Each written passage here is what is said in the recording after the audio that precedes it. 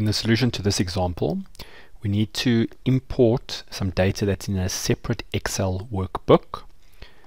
So we're going to go to Data, Get Data from File. It's a different workbook, so I'm going to say from Workbook.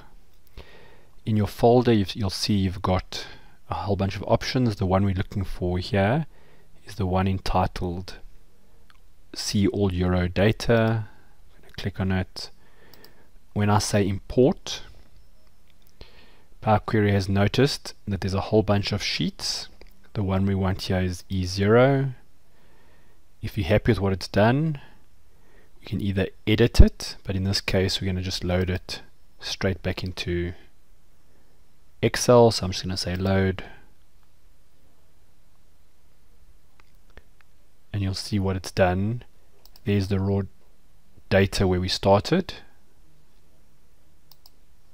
and here's the file. So it's gone, picked up that other Excel workbook and put the information down here.